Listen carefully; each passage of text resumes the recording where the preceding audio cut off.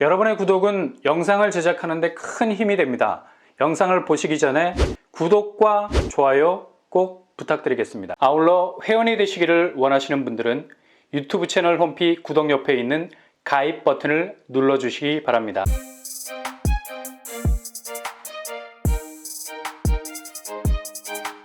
안녕하세요. 뻔뻔한 목도파입니다. 한국은 경제 유전자 중에 IMF라는 말만 들어도 경기를 일으킬 정도의 트라우마가 있죠. 1997년도 외환위기를 겪으면서 금융 시스템이 자국의 주권으로 움직여지는 게 아니라 금융적으로 완전히 넉다운이 되면서 바닥에 드러눕는 신세가 되면서 경제 주권 자체가 완전히 뿌리채 뽑히는 그냥 바닥난 외환 보유고 IMF에서 빌려오는 대차환을 실행하면서부터 그냥 그렇게 금융 주권을 IMF에 넘겨준 거나 마찬가지로 독자적인 금융 행보를 하지 못하는 정말 굴욕 중에 굴욕을 당했었죠. 당시 이런 자존심이 문제가 아니었을 정도로 실물 경제는 그냥 가을에 추풍 낙엽되듯이 우수수, 정말 하늘의 별과 같이 많은 개인과 기업들이 엄청난 고통을 겪었었죠. 그래서 IMF는 불가근, 불가원, 너무 가까이에서도 멀리에서도 안 되는 그냥 경제 불안과 금융위기라는 대명사가 되어버린 세계 금융 자체의 판도를 쥐락펴락하는 거의 전지적인 작가 시점을 가진 기구가 되어버렸습니다. 그래서 아주 면도날 같은 분석을 통해서 각국의 경제 상황에 대해서 어퍼컷을 날리기도 하죠. 근데 이렇게 가까이 하기에는 너무나 먼 당신이 오늘 날짜 10일 세계 경제 전망치를 내놓습니다. 지난번 한국 경제 성장률 전망치를 IMF에서는 아주 단칼에 0.1% 하향 기준으로 잘라버렸습니다. 4연속 하향 조정에 들어갈 정도로 우리나라 경제 체력을 그리 긍정적으로 보진 않았죠. 아마도 이번에도 1.4%에서 크게 달라질 거로 보이진 않는데 이게 다시 하향 추세로 가게 되면 5연속 경제 전망치가 날아가게 됩니다. 지금 금리 문제가 거의 모든 금융시장의 블랙홀, 한꺼번에 모든 수치들을 한 번에 빨아들일 만한 흡입력을 가지고 있는데 이걸 뭐 당해낼 재간이 있겠습니까? 그냥 그렇게 미국 기준금리가 움직이는 대로 인형의 집이 달린 줄처럼 손가락 사이에서 그냥 놀아날 수밖에 없는 철저하게 의리될 수밖에 없는 처지고요.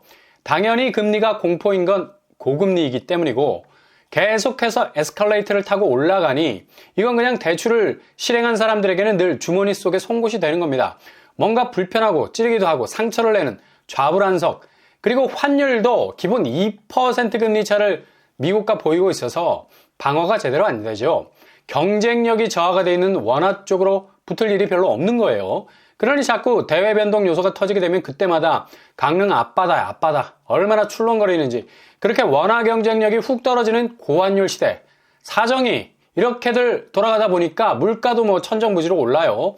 고물가, 지표가 하나같이 날아오는 새까만 화살들입니다. 이걸 어떻게 막아낼까 전전긍긍, 그냥 사방에서 피어나는 꽃이 되면 좋겠지만 이렇게 위험할 수밖에 없는 치명적인 공격용 무기가 될 수밖에 없다는 얘기죠. 그러니 IMF에선 오늘 날짜로 내놓은 세계 경제 전망치를 그리 긍정적으로 내놓을 리 없다는 겁니다. 심지어 자체 평가전 국회 예산정책처에선 올해 우리나라 경제 성장률 전망치를 1.1% 수준으로 IMF보다 더 낮춰버렸어요. 오히려 IMF가 보수적인 지표가 아닐까라는 생각이 들 정도로 다른 여타의 금융기관 역시도 1.1% 수준의 한국 경제 전망치를 내놨는데 아주 각박한 지표라 볼 수 있겠습니다. 근데 이게 문제가 아니죠. IMF가 제대로 후려친 뺨은 이겁니다. 바로 세계부처 데이터베이스. 국내 총 생산 대비 가계부채 비율. 우리만 빚진 줄 알고 있었는데 뭐 이미 외국 금융기관도 이렇게 빠삭하게 돌아가고 있는 겁니다. 가계부채 비율이 108.1%로 집계를 했고요. 26개국 중에 유일하게 한국이 두 자릿수 증가 추세를 보였다는 거죠. 거의 상반기에 광적인 대출 수요가 엄청난 속도로 대출을 땡겼기 때문에 이런 결과가 나온 거고요. 심각한 건 기업 부채도 무시 못한다는 거죠. 가계부채, 기업부채, 도합, 이것도 26개국 중에 가장 큰 증가폭을 보였다는 거고요. 사정이 이렇게 돌아가다 보니까 오늘 10일 날짜로 발표할 경제전망지수가 다시 나락으로 갈 수 있는 가능성 있다는 얘기입니다. 그러니 다시는 떠올리기 싫은 IMF라는 키워드가 그냥 공포 그 자체가 돼서 그 양반들이 내놓은 경고장이 옐로우 수준이 아니라 레드 수준, 퇴장을 명할 수 있는 수준으로 갈 수도 있다는 얘기죠. 지금 가처분 소득이 줄어드는 상황에서 매월 떠하는 가계부채를 해결하기 위해서 가구 소득의 41% 정도가 주담대 원리금 상환으로 나간다는 얘기예요. 또 서울에서 이런 일이 일어나고 있는데 게다가 이게 중위 가격의 아파트를 샀을 시에 이 정도인데 이보다 더 높은 상급지로 간 사람들은 어떻겠습니까? 그냥 손가락을 빨 수밖에 없는 거고, 이렇게 일정한 소득을 바탕으로 해서 빚을 갚는 개인 금융 구조가 한번 밸런스를 잃게 되면 그냥 뭐 뚝이 무너지게 되는 거죠. 직장을 잃는다거나 혹은 질병, 사고, 원치 않은 개인사가 엎친 데 덮친 격으로 찾아오게 되면 그냥 바로 원리금을 받는 궤적이 스탑이 되는 거고요. 이런 사람들이 생각보다 많다는 거죠. 저축은행이 자산관리공사 캠코로 넘긴 부실채권 액수가 2,786억 원으로 엄청나게 폭증을 하고 있다는 겁니다. 경기 침체, 다중채무, 이로 인한 고금리로 연체가 증가할 수밖에 없고 이런 부실채권들이 계속적으로 눈덩이처럼 불어난다는 거죠. 저축은행 자체도 뭐 악성 부실로 시달리고 있고요. 특히 저축은행 쪽은 상가 분양받을 때 제2금융권을 이용하는 분들이 많았는데 지금 뭐 상가는 거의 박살이 나고 있는 상황이죠. 지난달 경기도 상가들 중에 경매로 나온 물건 중에 낙찰가율이 55% 정도에 머물러 있습니다.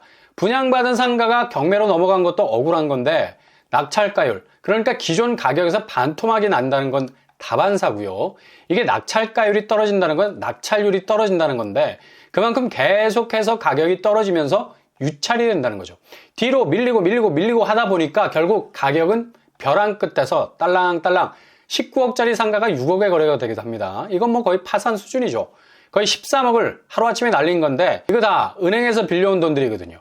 그러니 은행도 앞통수, 뒤통수, 온 세상 통수로 저격을 당해서 부실자산 잔뜩 껴안게 되는 거죠. 특히 경기권, 고양, 화성, 양주 쪽은 뭐 상황이 심각하고요. 심지어 분양이 되기도 전에 공사는 다 마쳐놨는데 대금 못 받아서 시공한 사람들이 건물 점유하고 유치권 행사하는 곳들이 눈에 띄게 많아지고 있습니다. 공사 대금 다 받을 때까지 우리는 안 빠진다. 그러면 뭐해? 상가 주인이 돈이 없어요. 분양마저 실패하고 유령 상가가 됐는데 뭘로 유치권을 풀어줘요? 이건 뭐 분당 야탑동 쪽에서도 심각한 양상을 보이고 있고요.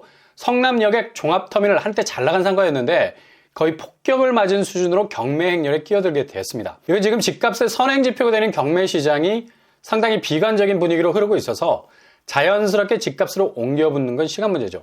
아니 그렇게 오랜 시간 걸릴 것도 없습니다. 지금 뭐 강남, 송파, 서초, 강남 3구 서울의 상급지 아파트들이 즐비하죠.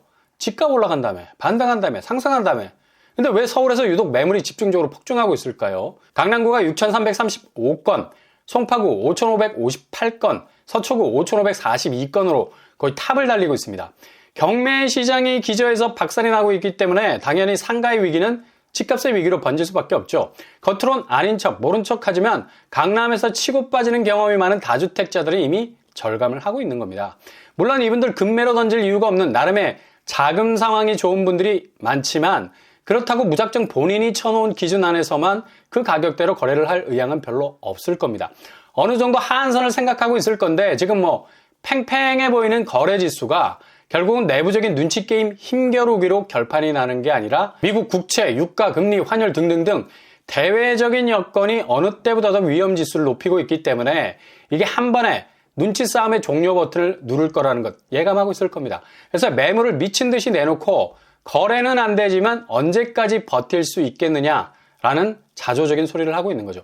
그러니 자연스럽게 전체 부동산 시장은 소강 상태에 접어들 수밖에 없는 겁니다. 매수자들도 가장 비쌀 때 사는 게 바보 같은 짓이라는 걸 뻔히 알죠. 선배 영끌들을 보면 다 죽게 생겼는데 뭐 그 뒤를 따라가라고요? 천만의 말씀, 만만의 콩떡이죠. 조금 더 쌀 때 사야 하는 걸 지금 돌아가는 상황 보고 운명적으로 아는 겁니다. 3년 정도 꼼짝하지 않겠다는 거죠. 그러니 뭐 사전 청약도 다 던지고 나오잖아요. 비교적 저렴한 캐릭터를 가진 시스템인데 당첨자들 포기 사례가 굉장히 많이 늘고 있죠. 대부분 경기권에 위치한 곳들, 여기 뭐 부동산 삭풍이 불기 시작하면 걷잡을 수 없다는 것, 눈치 까고 움직이기 시작하는 건데 대략 9% 가까운 포기자들이 나오는데 서울대방 신혼희망타운은 이번에 50% 가까운 비율이 흰수건 던지고 포기를 했습니다. 심지어 분양이 그동안 엄청 뜨거웠던 서울에서조차 당첨자들이 놀라서 당첨을 던지고 나오고 있죠. 개봉, 호반 서밋, 무순위로 나왔고요. 그것도 72세대. 상도, 프루지오 클라베뉴조차도 선착순으로 돌려서 미계약이란 호시를 메우고 있죠. 확실히 서울 분양 이렇게 달라지고 있습니다. IMF가 전면에서 한국에 대한 경고장을 아주 세게 날린 것, 그리고 실질적인 경제 성장률을 아주 낮은 수준에서 세팅한 것, 상당한 위기감을 느낄 수 있는 포인트고, 이후 경매 시장의 찬바람이 곧 아파트 집값을 향해서 몰아치는 겨울 칼바람이 되는 그 현장, 아마 두 눈으로 목격하시게 될 겁니다.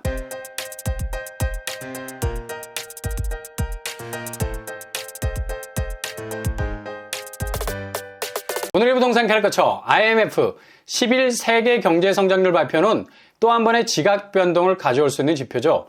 과연 한국이 어느 정도의 방어력을 가지고 버틸 수 있느냐? 지금 당면한 가계부채, 기업부채를 등에 업은 부동산 시장이 또 한 번의 출렁거리는 변화의 조짐을 보이게 될 겁니다. 아무튼 대비, 준비, 채비 잘 하실 수 있길 바랍니다. 오늘도 응원합니다. 여러분의 길이 꽃길만 되실 수 있기를 바랍니다. 이상으로 뻔뻔한 목덕방을 마치겠습니다. 구독과 좋아요 부탁드립니다. 감사합니다.